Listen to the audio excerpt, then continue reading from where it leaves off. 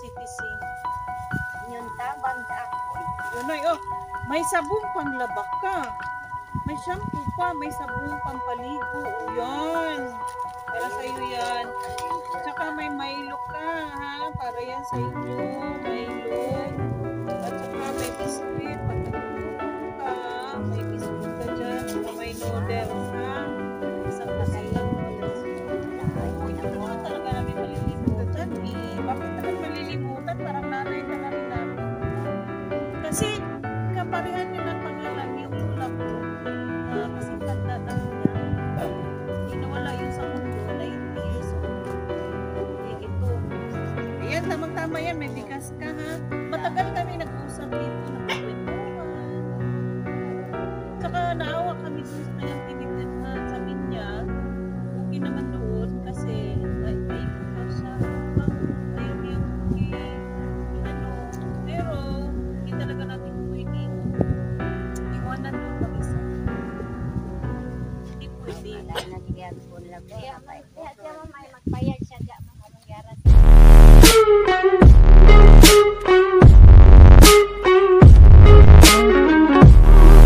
Hello mga ka-Berks, magandang umaga sa lahat o tanghali o gabi kung ano oras naman ito mapanood. Alam niyo mga ka-Berks, pinuntahan namin ulit si Nanay Porto na, Nanay Pasita. Wala na pala doon sa kanyang tinitirhan. Hinanap namin siya. Mabuti na lang, nakita namin yung apo niya kasi itinuro sa amin nung napuntahan namin doon na kaibigan ko. Thank you Ma'am Jean sa pag-accommodate. Lumipat na pala si nanay sa kanyang anak. Medyo malapit-lapit din. Kaya pinuntahan namin para ihatid itong munting pamasko namin sa kanya galing kay Bel at kay Amit LD. Lika, samahan ninyo kami.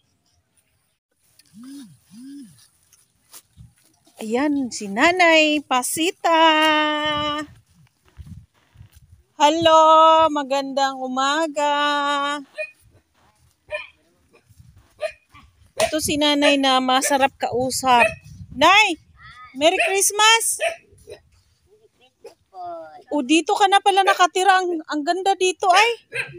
Anak mo to, Nay? Ano naman ko kauban dito? Kamu to nagkatuan to, bye-bye? Opo, oo, na-miss ka Ano namin. naman dito? Ako naman akong salit. Nari ko akong anak. Uy, maganda yan, Nay. Alam nyo, inisip kasi namin noon na paggawan ka ng munting kubo, pero ang iniisip ko, Nay, ikaw lang mag-isa. O na, nagpanggay ko na. Namasko-pasko. Hello, Merry Christmas. Ikaw yung anak ni Nanay? Ano ba siya? Nagkwento siya sa inyo? Oo. Binablog namin si Nanay para mabigyan ng suporta kung anong maibigay namin sa kanya.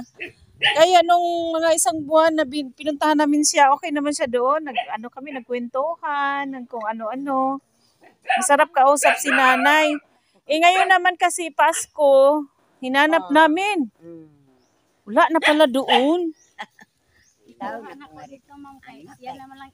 Ayun, maganda yan. Alam nyo kasi, matanda na kasi si Nanay, kailangan na may mag-alaga.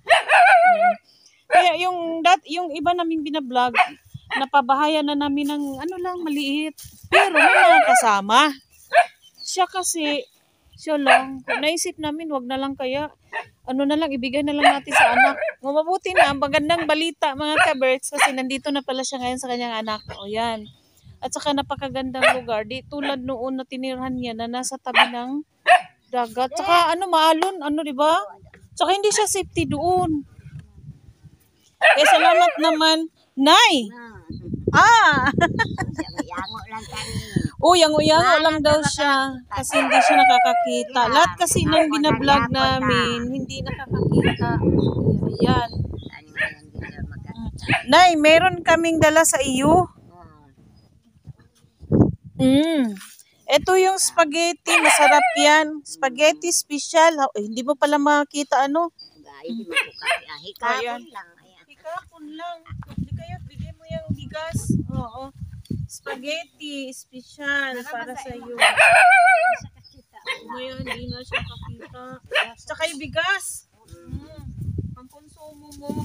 Bigay yan sa atin nung dating sponsor natin. Ayan, groceries.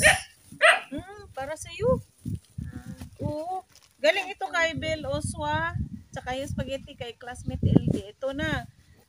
Si nanay ay ang panglima ng nabigyan natin. No, ng pamasko. O yung target natin, yung mga matatanda, yung last natin, yung puntahan, yung batang may kapansanan na pinalaki nung Salamat. dalawang senior citizen. Yung tabang sa ako. Yun ay, may sabong panglaba ka. May shampoo pa, may sabong pampaligo. O yan. Para sa iyo yan. Tsaka may Milo ka, ha? Para yan sa inyo. Milo. At saka may biscuit. Pag nagugutom ka, may biscuit ka dyan. Tsaka may noodles, ha? Isang dosinang noodles. Oo, hindi ka naman talaga namin malilimutan.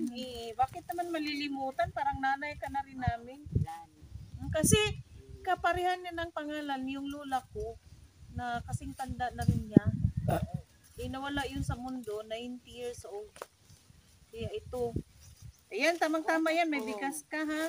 Matagal kami nag-uusap nito, nagkukwentuhan. Oo. Tsaka naawa kami doon sa kanyang tinitirhan. Sabi niya, okay naman doon kasi maikog daw siya. Bang ayaw niyang pero hindi talaga natin pwedeng iwanan doon mag-isa. Hindi pwede. Kaya may magpayag siya dyan mga garas na. Magbayag siya dyan. Lapit-lapit ibarat kapatid. So, hoping na yung natin, yung sponsor natin, magbibigay ng kahit pantulong sa pagpagawa ng munting tahanan ni nanay. Meron na tayo yung dalawang munting bahay na ipagawa kay nanay Angeling at kay nanay Fortunata. Sa awa ni Lord, maganda na yung kalagayan nila. Masayahin na yung mga matatanda. Ito namang si nanay, sana, nakita ko rin naman na hindi naman masyadong abundance yung mga anak niya. Pero mas-safety siya dito. Mas-safety siya dito kasi may mga batang nauutusan. Problema kasi doon, pag tag ulan or tag hangin, di ba? Kasi nasa tabing dagat. Yung munting tahanan niya, baka walang tubig. May balon ba kayo dito? Meron ma'am dyan sa Mag-iigib. Tapos maganda kasi may mautusan si nanay. Di tulad doon na hindi nga siya nakakakita, wala pa siyang mautusan, di ba? So pinaka-importante talaga natin yung mga magulang natin, yung mga lalo na ganitong edad na maalagaan. Although sabi ni nanay, ayaw niyang magpabigat sa kanyang mga anak. Yan ang sinabi niya dati. Hanggang kaya daw niya, kikilos daw siya. Pero hindi naman natin maiwasan na yung isip natin, kayang-kaya, pero yung katawan natin, hindi na pwede. No? Kaya tayo na lang mag-isip mga anak, no? Na hindi tayo maging ganito kung wala sila. No? Hayaan nyo, pag meron tayong blessings, tagkilikin nyo lang yung YouTube channel ko kasi hindi pa naman ako monetize, wala pa akong sahod, pero yung mga mababait ko, mga estudyante before, mga classmate ko, yung may mga maawain sa mga matatanda, hindi tayo nila pinabiyaan. Lalo na ngayong Pasko, ayan, nagbibigay sila. No? Ilan na yung nabigyan natin? Yung sa San Vicente, dalawa doon sa Salvador, si nanay, tsaka Yung isang matanda na binigyan mo ng oo, yung nangaruling. yun ang aruling. Saka yung isa pang Yun. matanda na binigyan mo na kanina ng Marami tayong naibigay, Bel. Marami nang nabigyan sa pinadala mong 3,500. Hinati-hati namin. No? Tsaka kay classmate LD na pinadala mong 2,000 na pinaluto natin ng spaghetti. No? Talagang kami ang nagluto para maging special Pinoy style, ha? Pinoy style kasi yung gusto natin. So ito nanay, masaya ka ba? Oo. Pasalamat. Ay, pasalamat daw. Very good food in town. Pero, may mga ka nakatultul lang yapon mo rin na dito. Opo. Lahat ng binablog namin, binalik-balik ka namin. No? Hindi namin pwedeng pabayaan. Pag merong magsabi na, oh ito ma'am, ibigay mo. Talagang inihatid namin kasi para yan sa inyo. Hindi yan para sa amin. So, instrumento lang kami na magtaghatid ng biyayang para sa inyo. Kasi sila din ay nakaranas din sila ng, kumbaga, nangangailangan ng tulong. Pero ngayon na medyo na nakaraos ng konti or biniyayaan din ng magandang trabaho, kaya ito nakishare sila. Kaya Merry Christmas sa inyo ha. Merry Christmas sa ating Santa Claus sa Paskong ito. Masaya ka ba, Nay? Masaya. Masaya. Kaabot na sa inyo ni Aron. Ilan na bang edad mo, Nay? Mucinta ka eh. Digan ang na ako sa ano yun eh. Rodi Ay, January 18, birthday ni Nanay. Mucinta. Ay, hoping na tayo ay makabalik sa birthday ni Nanay. 1944, dahil ka na. Sana sa makapanood, birthday ni Nanay, January 18. Para di ka sa kong tatay. Ha? Pariha. Sige, marami naman ito, ate. Hindi ko nyo maubos, ha? Yan yung kayo na bahala. Si Nanay din ay mag-birthday this January 18. Hoping na hindi kami magpa-promise or kung kinakailangan na puntahan ka namin, no? Bigyan ng pang-birthday. So, happy birthday in advance. Happy birthday in advance. Malapit na. Ay, meron. Tsaka, ang wish namin na sana makaabot din kami sa edad mo. Marating din kami sa edad mo. Kasi, ano yan? Bonus na yan eh. Diba? Bonus na yan. Ganyang edad. Oo. Ano nga ngalan mo? Diana. Apelyido. Labor. Ang nagturo sa amin, si Ma'am Gina. Naamam sa iyang yuta ng puyo. Sa dito talaga sa baybay, ilahan ng kuhan. Dati dito man po ko ng puyo. Silingan mo niya. Dito mo nagpuyo. Katong kabilang bahay. Dili nila. Uba na. Nag-uba na. Baling dito sa iyang papaghapon sa bukid. Sa iyong papaghapon.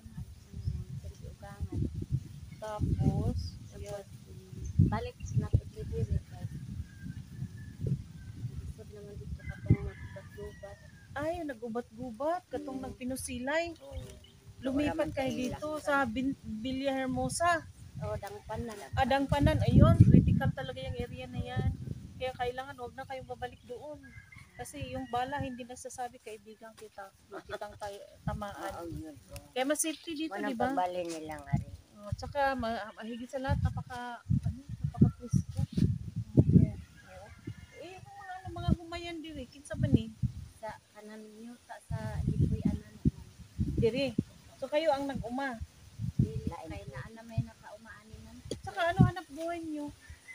Kung ba naman Habal-habal. Kasya ba yan? Ayun na wala. Kasya karon sa Cebu. Magtrabaho, magpapadala na lang ng pera. Kuan siya ma'am nang doaw siya nga sa akong anak. Muuli lang sa siya. Mga isa siya kasi mana ka man dito. Duaw lang siya. So kaya ikaw, Nay, dito na rin. Maganda dito, Nay. May anak ka. Mas maganda kasi. Ako ba? Ni mga tuko sa isa na ano. Huwag mo akong duha dito. Parang na rin. Yun ka talaga. Yun maganda. Mangyari dito ka magstay, doon ka rin sa kabila. Ganyan din nangyari sa nanay ko. Ari dito dila ako kaya. Dire man gidaw na Oo, siya. dirikid siya. Ako man lang pud ang anak niya nga babae na. Puto na ako sa pagtulong. Dira niya. Dira ay among yara saan ara siya mo. Ang swerte-swerte nga pala ng mama ko, no? Kasi si mama, 7 kami, 2 babae. Kaya nung si mama nagkasakit, hindi ko masyadong naalagaan. Inihatid ko doon, ngayon sa Cebu. Kaya ngayon lang ang Paskong ito na wala si nanay, si mama sa amin. Kasi may trabaho ako, hindi ko talaga mapakain si mama sa umaga, tanghali, hapon, or hapon na lang kasi. Ayan, pero si Inday, tawagin natin Inday, siya lang talaga ang babae. Kaya dito talaga. Iba kasi, Pero bakit kaya ibang babae? Magbuhat lang dito akong kayo. Kay bisan ang takakuan sa anak. Ayan, yun din. Alam mo, ganyan din si mama eh. Hindi ko kakita. Ganyan din si mama. Alam mo, isang buwan ko talagang hindi iniimikan si mama. Bakit? Bakit kapag magpapatayo ng bahay? Iba pala pag sarili mo kasi kung gusto mong matulog, makatulog ka. Gusto mo ano gagawin mo, kagawa ka. Kasi ganyan talaga ang mga nanay. Bakit kailangan pang gumastos na meron naman tayong bahay? Ayaw talaga. Gusto talagang magpagawa ng sarili niya. Kaya ngayon lubos ko nang naintindihan na ang mga nanay kahit gaano man katanda, kailangan nila talagang maihiwalay. Tayo na lang mga anak ang kusang lalapit doon kung anong pangangailangan. No? Kaya na, Merry Christmas. Kaya sa Ginoo. Kamu, dyan kauban, hindi makita. Kamu na nga ang kuhan dyan kauban. Yung mga sponsor natin. No, i-bless mo yung mga sponsor natin na kasi mga mababait sila. May mga mabubuting kalooban na tumulong. Sana sa birthday ni Nanay, January 18, makabalik tayo dito. Ano? Oo. Ambot, gani ning laging kawan. Kabot na po, ambot kung sa'y mahimo gani kahawa. Yun daw, sabi daw. Ilang, pero Ano na lang kaya ang kayang magagawa niya sa birthday niya kasi kabos daw siya. Ibig sabihin mahirap o wag mag-alala na habang may buhay may pag-asa. isa na lang din lang mag-ang. Ayan. Higit sa lahat. Tamaan niyon, ano sa inyo. Pagbut magyapon ni sa atong kuhan nga kamo makatabang diri makagano. Sa ako nga puyo wala na pag-asa nga ako. Pero Meron pa rin pag-asa, Nay.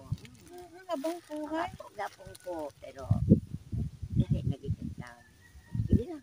Wala ko nagmahay kay pagbutya po ni nila nga maingon. Kaya angkon baya tao. Kinabo. Talagang sis, ang Diyos talagang may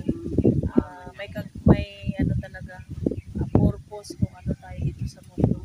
Kung ilang edad tayo ang ating marating. Basta ang importante buhay. Ano, Nay? Kaya Merry Christmas na lang, Nay, ha? Kasi ang ano dito alam nyo, ang presko talaga. Gusto ko nga. Salamat, Ani, ha? Yan o, narapit na rin mano. Sige, Nay. Okay, Merry Christmas. So, ulitin. Opo. Matultulan talaga. Hoping makabalik kami sa birthday ni Nanay. Pero hindi naman namin inisip na kami ay pagluluto mo, Nay, ha? Kami ay ipaghanda mo. Ang importante, kung may blessings tayo, maihatid natin, ha? Sige, Merry Christmas na lang. Okay. Opo.